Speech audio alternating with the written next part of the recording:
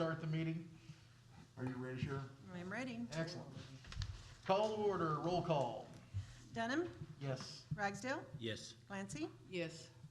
out the SWATs, Malure. Yes. All right, we have a quorum. Item number 2, oath of office to be administered to Cheryl Glancy, seat number 3, term ending in September 30th, 2023. I believe the mayor will take care of that duty. Ms. Clancy, could you come forward? Just sat down and you got to stand right back up.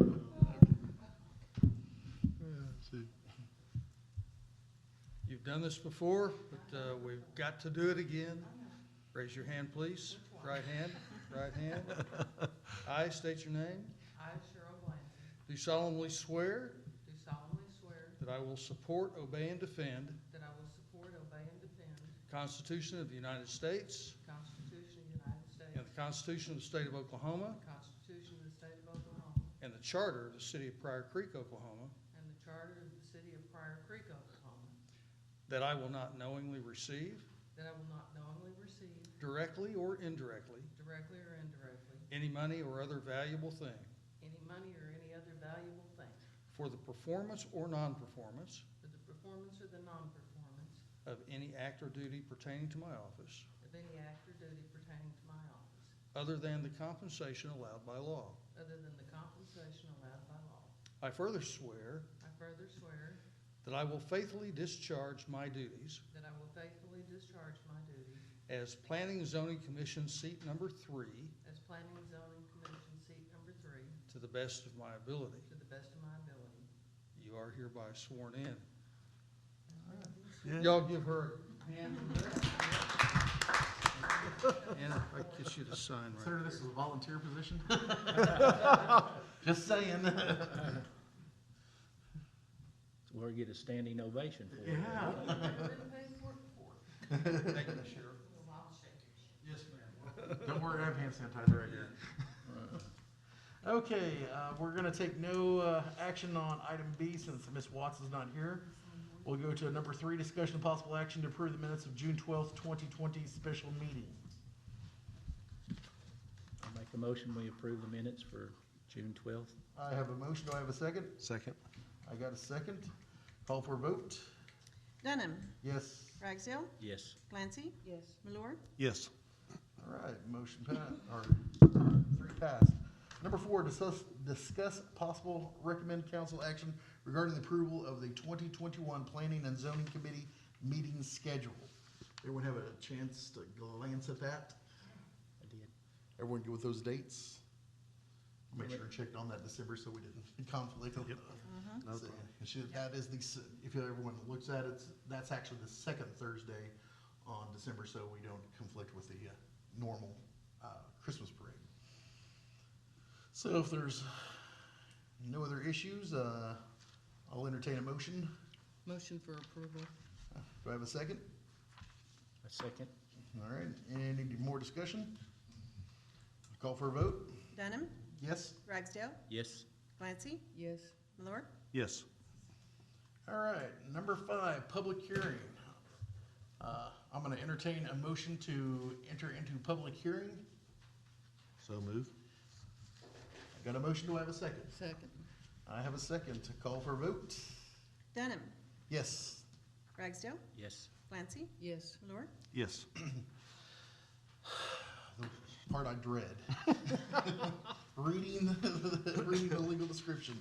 Okay, item number 1, and by the way, we are also we've entered into a public hearing. Rezoning applicant Terry Davis with TLD Homes has requested a zoning change for the property in the city of Pryor to wit the second half of the northwest quarter of the southwest quarter of the northwest quarter and part of the southwest quarter of the southwest quarter of the northwest quarter, more particularly described as follows: to wit, beginning at the northeast corner of said southwest corner of the southwest corner of the northwest corner, thence southerly along the west boundary, therefore of a distance of 493.98 feet, thence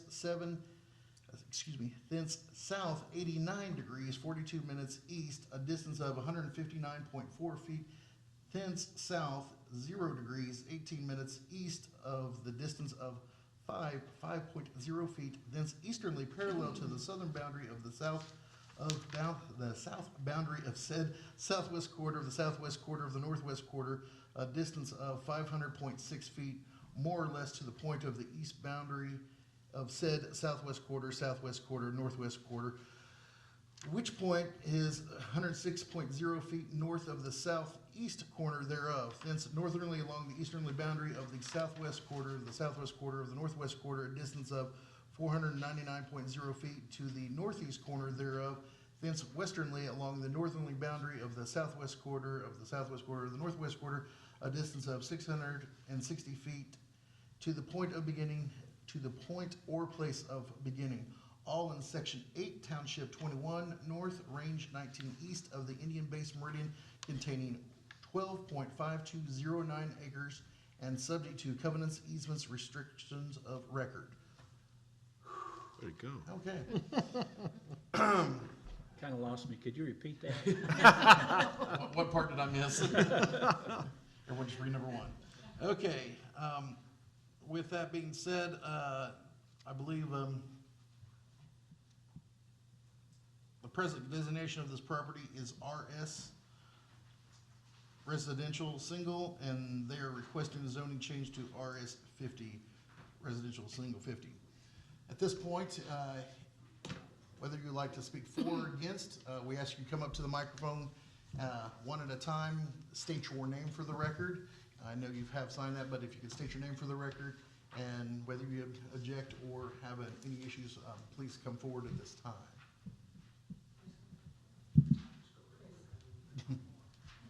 We'll let both sides speak. My name is Chris Cornett. I am not opposed for the housing development at all. I have lived at 1016 North Elliott for the last 17 years. Every spring, we have to pay attention to the rainfall because I live right next to Salt Branch Creek. And so we also have a problem with the canal which is called Elliott Street. That's not really a street, it's a canal. That can gain anywhere from 8 to 12 inches of water within a few hours. Makes it very difficult to drive. Water backs up into people's yards. I have a neighbor that could not make it this evening. She lives on Mabel Clayton, which is right off of Bonnie Street. They get heavy rains. Water actually flows between two houses next to her house. And that comes off of this field that they're wanting to build on. And like I said, I'm not against this, but we have got a serious flooding problem here. It's a major hazard. I've been talking to the mayor. He's wanting Pryor to grow to the north, and I agree with him because we have nowhere else to go because this town to the east and the west is in a flood zone. But like I said, we have got a major problem up on North Elliott. I did not receive a letter stating this was going to happen because they said they did within, I don't know, 300 feet or 300 yards. They need to look farther down where this water's going because if you live on the northeast side of Pryor, if you got water in your ditches, it comes to my house. It comes to Dr. Nunley's house, Mr. Ebert's house, these ladies' house. They know all about that. So with that being said, like I said, we have a serious problem with flooding. If they do build, I have a feeling that's going to increase. So that's all I have to say. Thank you, sir. Thank you for letting us visit with you. I live on Clayton Road, 1212 Clayton Road, Kathy LaValle. Okay. We run Saving Whiskers and Tails. We have lived there since 1991. We really, of course, and you kind of grinned when he said the canal. That's the reality. That road was built as a canal to move the storm drainage water from North Elliott to 5th Street where it finally enters the draining system. But since 1991, we never flooded until they built the apartments, the garden apartments. And we told them at the time, we're going to flood if you do this. And they said, well, they're going to have their own retention pond. Problem is, the retention pond that they built is not enough to handle water that runs off of that property. And so it floods, the apartment floods, and then that water moves across Elliott, and to the north. It comes across Chris's property. He's there by the river. It comes to the neighbor behind me, the Kellys. It goes from the Kellys underneath my privacy fence, across my garden, and into what we call the Love Shack. We run Saving Whiskers and Tails Animal Rescue for the county, also help with the city. And the Love Shack is where we have, for the last 30 years, the building has been there since 1974. The floor is, I asked Dennis to come out, my council person, I asked him to come out and walk through the Love Shack, and he walked in and said, I'm not walking in there. It's because the floor's gone. It's literally gone. The water rushes through my garden, so I spent $580 this spring having raised beds, and then it floods under the Love Shack, and it has completely come up and rotted out the floor. It gets into the interior. It's not just moisture under there. The floodwater actually rises into the building, and now we have to tear it down. I mean, it's a hazard. And I have an estimate to rebuild, because we have to keep isolating animals. I mean, that's not a choice. It's going to cost my husband and I about $25,000 to $28,000 to tear it down and rebuild something that we can use as an isolation area for the animals. We had to tear down our barn because the water rushed through and destroyed the barn. We tore it down the apartments started being built, I think, in 2001. And since that time, I mean, it's destroying our property. And to say that, well, they'll have a retention pond, that's what we were told when the apartments built there. Carolyn is right next door, and she's going to visit with you. We literally have accumulated a file, about a 15-pound file folder of promises from the city that this issue was going to be addressed before any other building, and it never is. It just never is. I mean, it's like, oh man, we thought it would take care of it, but now we're going to move on and do something else, and we hope it takes care of it. But with everything that's built out there, and we're like Chris, we're all for the area, progress and building up and all that stuff, but you're destroying our homes. Every time you say, we're just going to do one more thing, it destroys our homes. And it has been really, really tough to take for all of us that have lived there for a long time.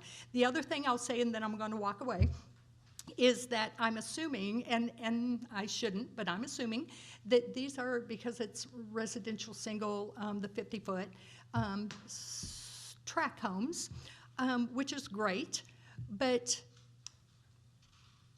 those, if they're not custom homes, they are going to attract young families with children, and that's awesome.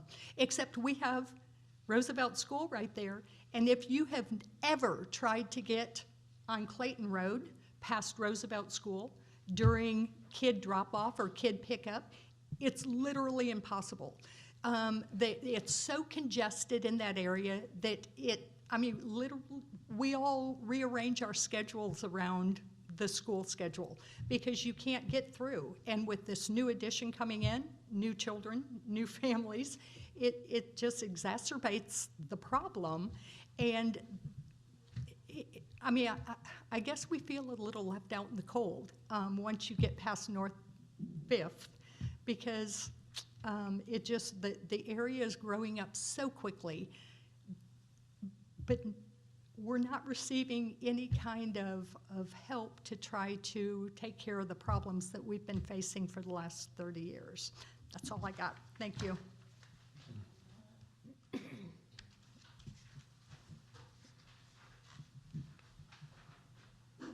My name's Carolyn Irwin, and I've probably lived there longer than anybody. We moved there in 1980, and there were no houses, no apartments, nothing. In about 1989, I remember going before the city council because I didn't understand where all this water was coming from.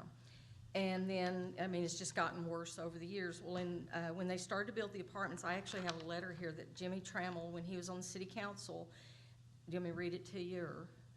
It's about the flooding and everything. Anyway, it says, as chairman of the street committee, I have raised concerns on inadequate stormwater drainage in this area. I feel this project, even built within the parameters set by the city, will create a greater stormwater problem. I have presented a proposal of engineering evaluation of $50,000 in the next fiscal budget. In my opinion, we currently do not have the financial means to adequately fix this stormwater project. Until funds are available, we should not increase the existing property owner's stormwater burden. The potential for flooding is there and may be increased with the development of housing project, and additional studies should be completed prior to approval. Sincerely, Jimmy Trammell. This is May 22nd, 2001. And but when I first moved there, there's a Mr. Ellsworth Hammer used to live around the corner, and he told me, he said that they would never build anything in that area just south of me. And I said, why? And he said, because all that water comes off of Pryor and it goes down that field out into Salt Branch. And he said, if they ever build that up, well then, of course, because see, they're trying to force it to go on Elliott, and it's wanting to go that way, you know. Since all of this, since the apartments have been built and everything, and all the promises they've made, they've never done anything. I had talked to Walter Stout about, I don't know, probably about 5 or 6 years ago, came out and he told me, he said, because at first we said, why don't you build a French drain from Elliott out to Salt Branch? Well, between us and the apartments or somewhere along there. And he said, well, we can't do that because we can't do anything for a single single family. And I said, but yet you can destroy our properties, you know. But I also have videos. I have videos of Elliott Street. I have water. If you come to my house, it looks like my house is on a hill. But I have pictures or videos of water about 2 feet from my front door. And all that water has come up every year. I have to go out there and dig all that dirt away from my house and get it back, you know, and stuff. We've spent thousands. We've had to have our house jacked up. Cost us, we did that about 5 or 6 years ago, cost us $6,000 to do that. Of course we put, now the trees and stuff we put between the apartments and everything. All of them have died because it just literally sits and rots, and it smells like, I mean, it's just rotten between us, you know, because it takes forever for it to dry out in the summer. And we built a French drain about 6 or 8 years ago, and Mayor Trammell at the time, you know, opened up the road or gave us a courtesy cut or whatever it's called. So we did that French drain. Okay, now it's gotten worse. And so this year we built a French drain on the north, and I mean, it was a major, on the north side. We're getting ready, I'm already digging, we're getting ready to do another one on the south side. We just don't know what to do anymore. And in the back where we have our building, I had to go back there. I have ditches everywhere in my yard, and anybody can come and look at any time. And I've got pictures, I've got videos, you know. And I don't mind building either, but you guys promised us years and years ago that you would fix the drainage. And if you come down Elliott, it goes uphill too, so. Thank you.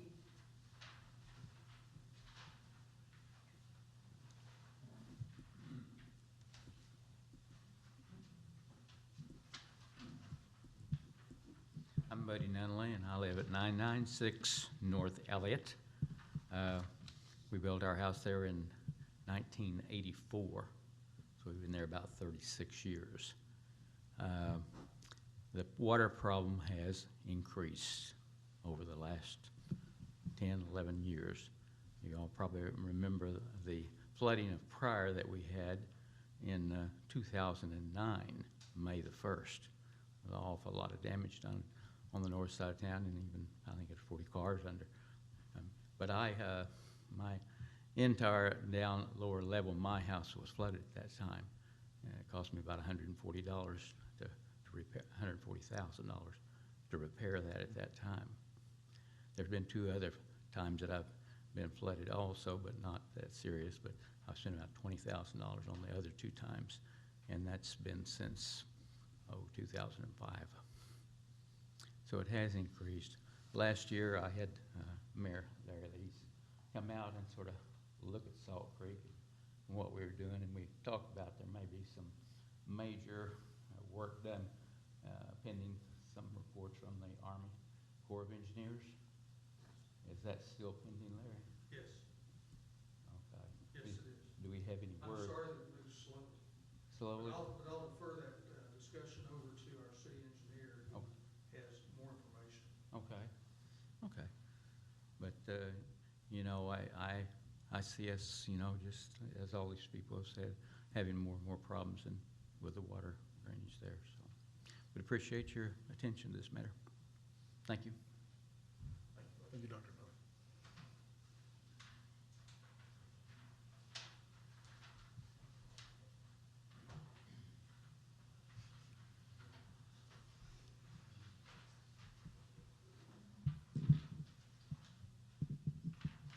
I'm Robert Ewart. I live at 1000 North Elliott. I was born and raised right there. And what I suggest, won't you take that property and put a retainer in there to hold some of that water that you're flushing down Elliott? You built so many houses to the southeast, and all that water comes down here. I've got a yearling calf that can stand in the ditch down there where you have washed it out and barely see her back. That's how much water you have flushed across there. Where it used to be about that deep, it's that deep. So when you all go, you know, put a retainer in there? That's a good question, huh? That's a question I can't answer. Nobody else can either, so that's all I've got to say. Thank you, sir. We do have a video here if you guys want to see it of the water running down Elliott. Oh, I'm very familiar with water running down Elliott. I mean, I'm on the fire department, and we've had to go trudging through that water, so I'm very familiar with the water. We just want you to be aware that, you know, this is a little like AT&T. You're not taking care of the old folks. You're just taking care of the new folks. And really, hundreds of thousands of dollars it's cost us in damage. There's a stretch on Salt Creek now, about 100 to 150 feet, just north of my house, that's completely filled in with trash, dirt, and it's like an island there in the middle of that. It drains around a little bit. And really learn not to complain, because when I did complain, the city came out and did a ditch in my front yard that does this. So now I have lakefront property for about 3 days after every rain, because it doesn't go anywhere. They just literally dug out a bowl in my front yard. So, You guys are talking about bringing in houses, raising people, small children. To the north of the property that what we're doing on there is open ditches will suck a small child down the ditch really absolutely. easy. And it's on both sides, the Yep. the east and west side of the road. So there, and that's swift water if you've ever been there. That's true. That's a big hazard.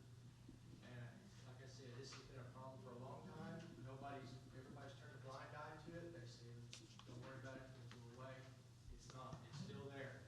We're working on it, we're working on it, we're working on it. That's all we've heard for. But you're bringing in more people, Yep. bringing in more houses, you're bringing more water.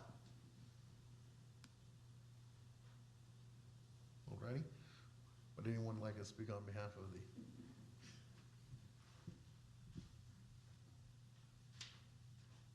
Nicole Watts with Wallace Engineering, 123 North MLK Junior Boulevard, Tulsa, Oklahoma.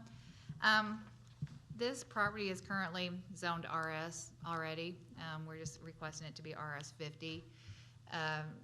As you all are aware, and I don't want any chuckles, but we will be required to do a detention pond. We will be required to do what the city requires per this, you know, for the city engineering and the ordinances, and we will not be allowed to have any more additional runoff than what currently is there. So, it fits, with the, talking about zoning, it does fit with the comprehensive plan, it does fit the area, and we request it to be rezoned. Thank you. Thank you. I have a question, if you don't mind. How many houses are already built? Around 50. So can you tell us what will happen, because we're back in the apartment scenario, I mean, literally deja vu. Can you tell us what will happen if the 50 houses come in and the retention pond doesn't hold water and the flooding increases, then what happens? Who's responsible? Because certainly the apartments have not taken any liability for the floodwaters that have come on us. I mean, they were like, yeah, sorry, we thought it was big enough, but I guess not. Who then becomes responsible for the damage when the new retention ponds don't hold water? You're looking at me like you want me to answer that question. No, I'm just I looking won't at answer you. it. I don't Because have an answer to your satisfaction. That's up to the board if you want me to respond to that. Well, I mean, when it comes to engineering and the waters, I mean, She's kind of asking a legal question. Yeah, I I want know. to make sure I'm not an attorney and don't play one on TV, but as far as the responsibility for drainage, if whether the detention works or not, our responsibility, am I not doing something like? Sorry, I thought my voice would carry. I had one of those cubicle voices. Start over. As far as whether the detention pond that the developer proposes works or doesn't work, the drainage in the channel and the drainage that is within Salt Branch itself is the responsibility of the city of Pryor to control and to improve and make improvements to. So in the event that the detention pond that they built is not adequate to carry the water, or we start seeing an increase in the water as a result of it being too small or whatever the case might be, it's still the responsibility of the city to handle that water and take care of the downstream properties that might be impacted from that, just as they are today.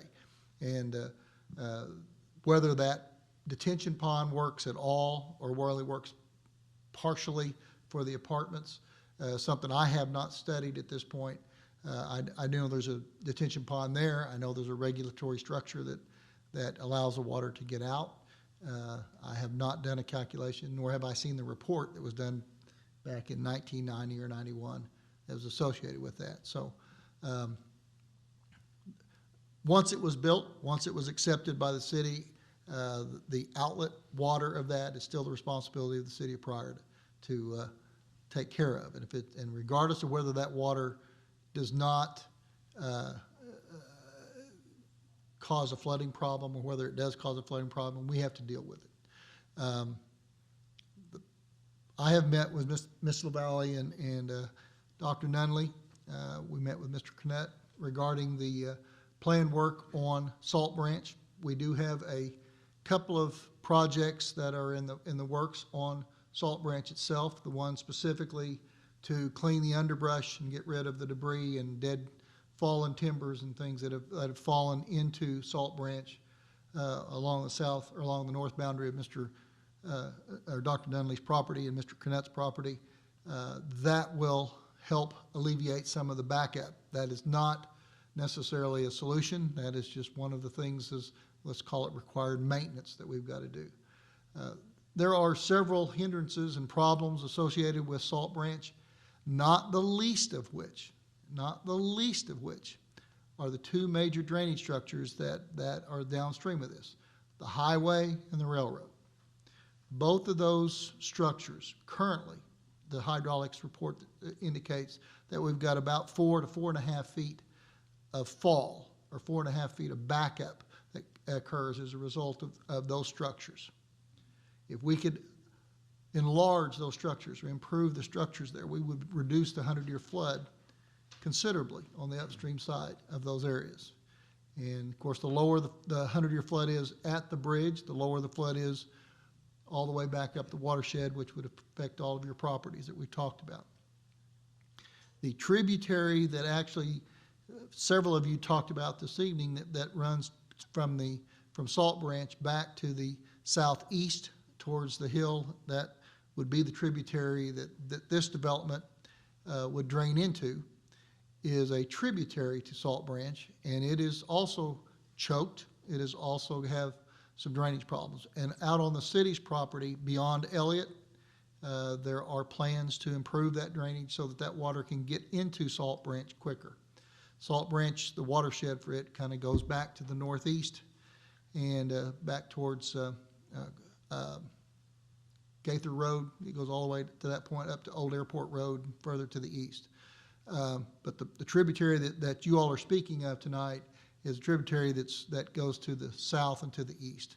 And the city currently does not own any property or any right-of-way on that tributary such that we could put any kind of detention or regional detention there. So the only thing that we can do at this point on property that the city owns is to clean out that creek and clean out that tributary as it crosses Fifth and Elliott, not Fifth and Elliott, Clayton Road and Elliott as it goes into Salt Branch. That's what we've got going. Yes, sir. You talk about cleaning the creek out. Do you have funding for that? Funding for that it would have to come through the city, and I'm not in charge of the funding. You'll have to get that through the city. The answer to your question is, do I have a specific account to pull that from? I do not at the present time. So can you tell us when the last time, because you're asking us to trust that the city is going to take care of us. Can you tell us the last time that creek was cleaned out? We were down there last year with Dr. Nunley. That discussion came up. Buddy has been here with the city for about 18 years, and it was just after he came to work here that they went down and did some clean out and some rework of that area. So I would say it was around 15 years ago. That sound right, Dr. Nunley? Yeah. Buddy's been here 18 years, and he had just started work here, so. We just hope you understand why we're concerned. The city has not taken care of us. Why can't the city buy that property? I'm sorry, sir, I didn't hear you. Why can't the city buy that property and put the retainer in there? Because the retainer north is not gonna solve your problem. See there? I don't have the answer for that. That would be a city question as to whether they buy it or not. There is a study that is ongoing currently on Salt Branch, and it is almost done. It has certainly to the point of indicating recommended alternatives, and that study does show to build some regional detention on property that the city does own. If we can reduce the flow coming from the Salt Branch main stem, or the tributary that goes to the northeast, that makes more capacity for this tributary that you're talking about that goes to the southeast. That makes capacity available in the Salt Branch system for that. So our goal is, at this point, is to slow down and to detain the water that's to the almost directly north of Mabel Clayton Road on the main stem of Salt Branch, to slow that down, to do everything we can do to get rid of the choking that's going on immediately upstream from the boxes, and to sit down with those entities, ODOT and the Union Pacific Railroad, and see what can be done to open up those boxes as they go into there to again assist that. That's what the city can do without condemning marketable property. What about the Giles property? You take from that, you take fill from that. Will we take fill from that? Yeah, can you take the dirt out of it, make it larger? That's an excellent question. The answer to that question is that's exactly what we're doing. That's called compensatory storage, and we're actually utilizing material from that area to create some additional areas for storage on the main stem. All we're trying to do is to slow that water down, to hold it back, and allow time for the tributary that Ms. LaBalle's on and Ms. Irwin's on and Dr. Dunley's on and you're on, to allow that tributary to get away and then allow that water to come through. It's a stop and go game. is really what I can tell you. But we have the opportunity with the Giles property to make some work in that area, and we're developing a plan to undertake that. And I know that that's another promise. That's another we're working on. You understand, I think everyone in this room understands, we all work on a budget, so those things have to be budgeted and scheduled, and that's where we're at. First, we've got to plan for it, we've got to determine how much it's going to cost, and then budget for it. Those two downstream structures you're talking about, the railroad and the highway, there's been blockages, and you were saying something about a 4.5 foot Yes. overflow of those, and that's true with the railroad. You know, it's about, it went up about 4.5 foot with that big flood that we had in 2009. And that's, as soon as it got up above those whistles, is when it started coming into my house. Yeah, It was doing okay with the highway. Yeah, the highway, when the highway was a 2-lane roadway and they had one bridge, we had better capacity when it was just that than it was when they put the other bridge in. Now we've got 2 structures, it's longer, it's about the same openings, but it's longer, so there's a lot more tubing it's got to go through to get through. And then the Union Pacific that bridge box was replaced many years ago. I think I was a teenager when they actually did some work on that box. It used to be just a big old pipe. But it helped a little, but frankly, all 3 of those structures need to be improved. And it won't help to do one or the other. We've got to do all 3 of them, and that means dealing with both the entities, both the UPRR and ODOT. ODOT scheduling is a iffy thing nowadays. They don't have a lot of free cash laying around, so it's got to be something that benefits ODOT. It's got to be something that directly benefits the traveling public. And so far, we can't prove that the water goes over the road. So ODOT's saying, well, it's surcharges and it does what it's supposed to do, but at the same time, we understand that they've got to be a good neighbor as well. So we're trying to work with them. Yes, we applied for a grant from FEMA in order to study the Salt Creek branch that he's referring to, and had a professional firm of Meshack and Associates. They are the ones that come in. They're excellent in hydrology studies. I mean, that's what they do for a living, and are trying to help us with this exact problem. So the city did make an effort to, or is trying to make an effort to fix some problems. I would like to express to our private homeowners and private property owners that the city has heard what you have said tonight. As mayor, I haven't heard those discussions before, other than the one with Dr. Nunley. Well, I think So the plans. Mayor, I talked to you about it. So the plans, yes, so the plans to clean out that creek, somebody asked, is funding there to do that? Yeah, funding's there to do that. Plans are there to clean out that creek. Plans are also in place to work on the Salt Branch as it goes through the Giles property and creating detention there, which slows down. It allows more water to flow, and then it slows down in that detention. So those are both solutions. Those are both solutions that we feel like are credible. Will that solve the problem? I'm not an engineer. I can't tell you that will solve the problem. But I do want you to know that the city has heard what we've said. And as far as I'm concerned, it doesn't go on deaf ears. Yes, sir. There on my place where it goes across. Can you all come in and rip that back so we put washing? Is that your private property? It's Dr. Nunn's private property. We can certainly assist with that. That has to be part of that. Mr. Powell, that has to be part of that plan. If we go into Dr. Nunley's, it has to be part of the plan. So, yeah, that's what we're talking about doing. I think we're talking the same language here. We're talking about as Salt Branch flows, and it flows under. This is coming before it gets to Salt Branch.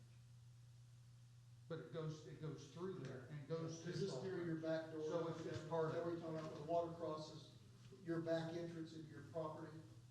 No, That crosses under Elliott Street? where it comes out off Elliott, it goes across Dock, Right, and then it goes across this place, by the West side of the corral? road. off the west side of the road. As soon as it drains off, it dumps off right And then before it goes it right gets down here. That's where all the water that we're talking about coming down Elliott Street and from Yeah, but That's where it all dumps out. almost First Street, all of that water comes to Elliott Street, and goes to that What point I'm, right there. no, that ain't what I'm asking is if you can come in and rip wrap that to keep it from washing anymore.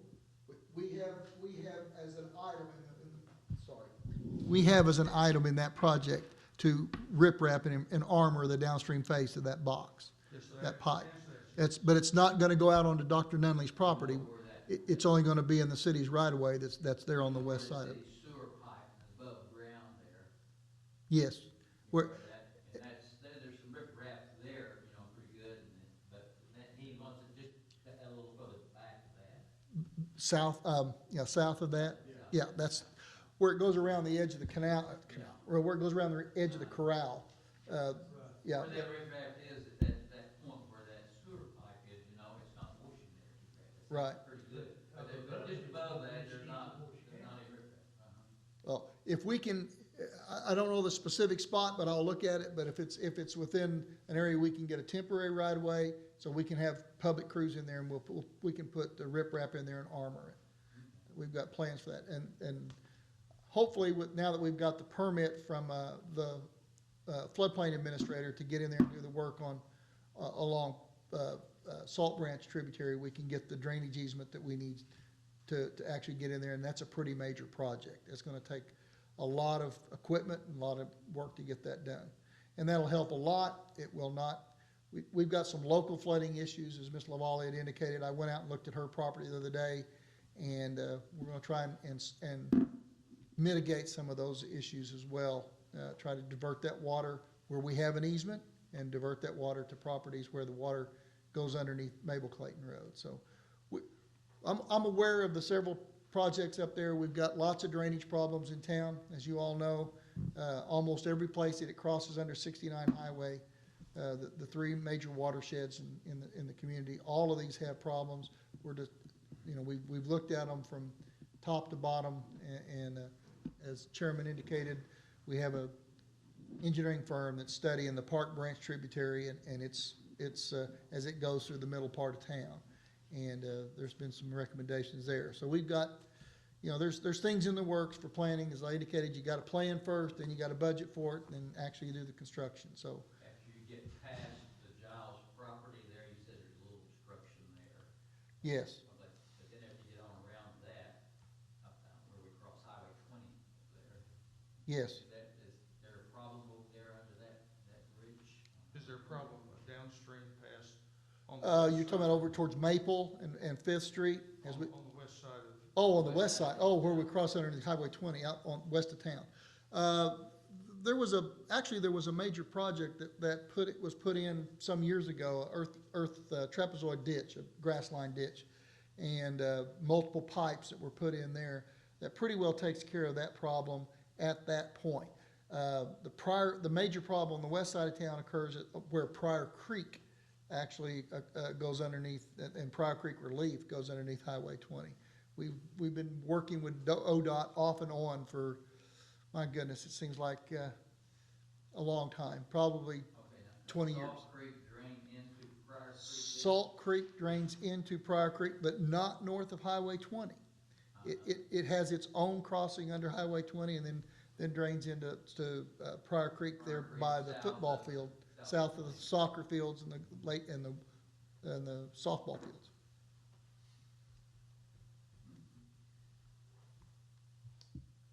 Let me say again, on behalf of the city of Pryor, I've heard what you've said, so it doesn't fall on deaf ears.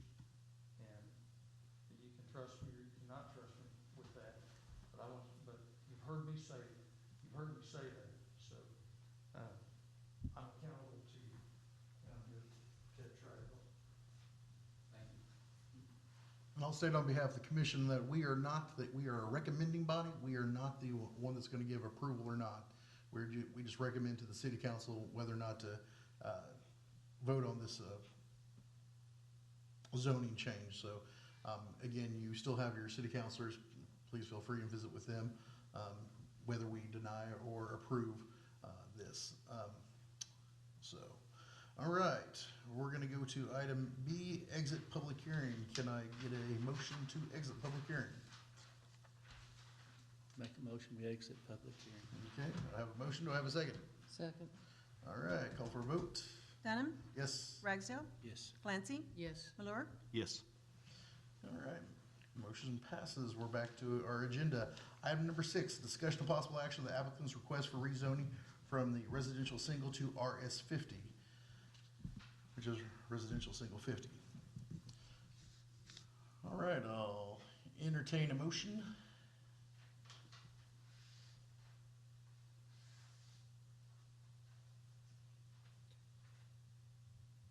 I make a motion that we rezone the area known as the 12-point-something acres from residential single to residential 50. Okay, I have a motion. Do I have a second?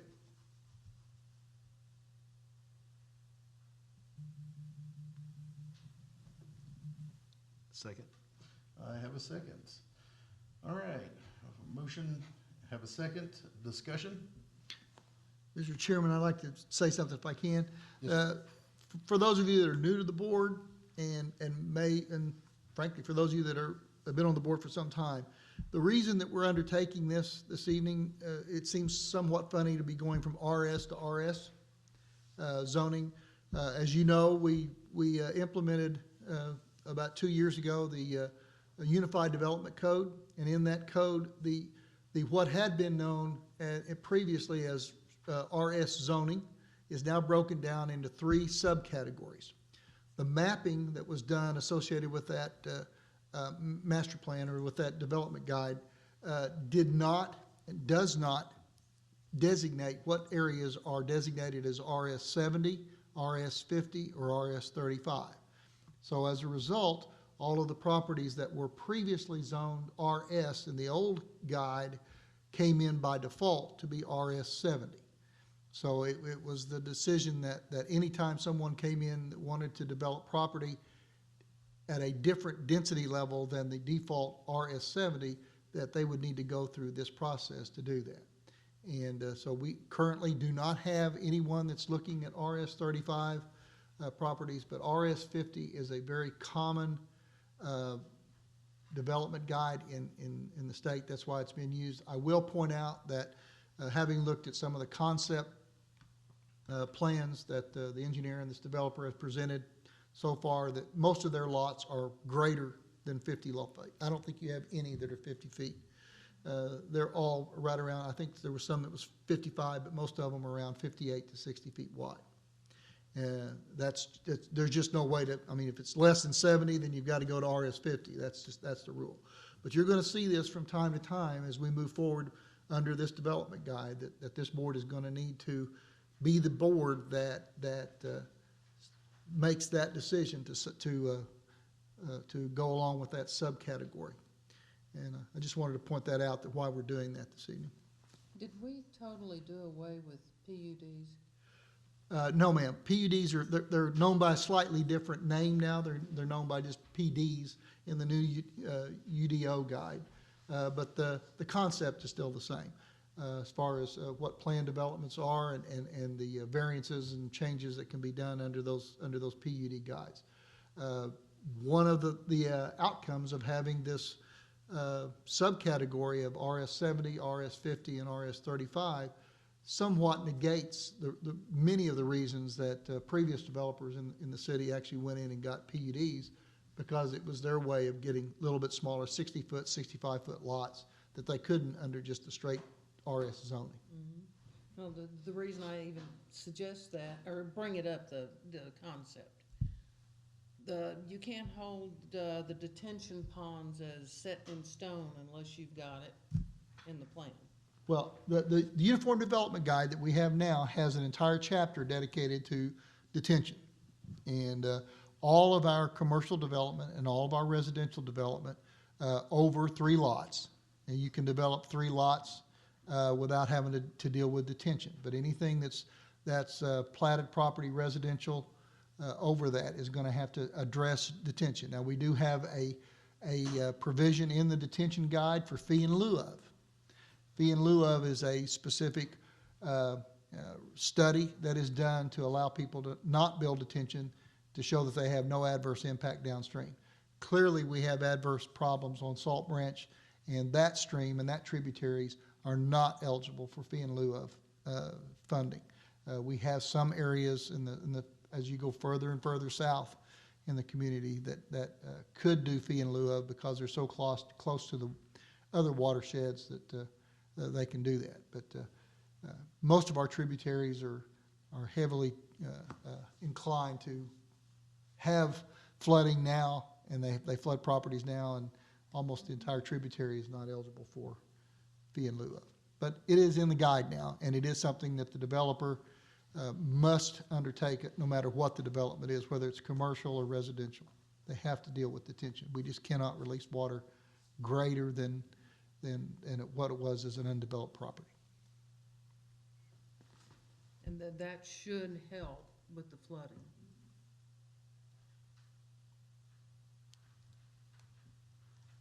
In theory. In theory, yes. You have some, Dr. I had one thing. It was during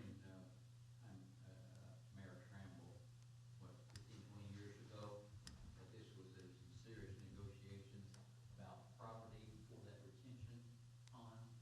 But they were trying to build some apartments or houses at that time, and the property just north of that 12 acres there, was being looked at, and I don't know, wasn't adequate, or they had some trouble negotiating with the owner of that property at that time too.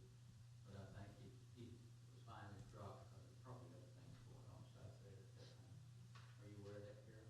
Well, the letter I read to you is 19 years old, and that's, you guys were saying it's 19 years ago. That Mayor Trammell did before he was ever mayor, is what he wrote that when he was on council. Well, I don't think the builder's intent is to put more water out there. I think his intent is just to build houses for families, and it is the city's job to make sure any that's on that property goes into the detention and does not contribute to their problem. And yes, the city does need to do And see, some the things off apartments the that they property. built, it doesn't go to the retention pond, that's what we're saying. Yeah, we're glad to have these guys on board because they know what they're doing and. Well, Didn't you okay, fix it first? time out here. Oh. We're past the public, we're past the point of having the discussion. If you want to have further discussions, we're in the middle of a discussion for the motion that's presented right now, and that's whether or not we're going to rezone this from RS 70 to RS 50. Those flooding concerns, please direct those towards the mayor and the engineer after the meeting, but we have to continue on with item number 6. Do we have any more further discussion on the rezoning request? I'd just like to agree with Steve on, it's basically semantics, what we're doing. We're just taking something that's been existing for a long period of time and moving it from an RS to an RS 50. It's not really changing the outcome of much. And if I could take off my zoning, hadn't put on my developer hat, I could tell you I have a higher level of confidence in the officials that are directing policy with the city now than I would have had 20 years ago. And so I think whenever they say they hear you, it bears a heavier weight than it would have previously. And I would operate under a much higher level of confidence that something will be done, not just discussed about being done. And I think we're kind of outside our scope to, as this committee is to those issues, although I would be up here like my hair's on fire also addressing it if I was in their shoes. But this scope of this board's not to make that decision or remedy that. It's just to simply go by the code and say this is what we can or can't do. And by the code and comprehensive plan, I don't see any issues with us rezoning it from RS 70 to RS to RS 50. but I do feel with your concerns because I've gone through that same water too multiple times. So if there's no further discussion from anyone, And just a reminder, this is action to send to council. yes, like I said earlier, this is just to send to council. This is not an approval. This is just a recommendation only to the city council. Yeah, and the basis being that it meets all the legal Yes, criteria for the rezone. that is correct. All right, if there's no more discussion, I'll call for a vote. Dunham, Yes. Ragsdale, Yes. Clancy, Yes. Miller. Yes. All right, item number 7, adjourn. Make a motion, we adjourn. Got a motion? Do I have a second? Second. Got a second? Vote? Dunham, Yes. Ragsdale, Yes. Clancy, Yes. Miller. Yes. Thank you. Next council meeting is Tuesday. It is on the agenda for Tuesday, this Tuesday. 6.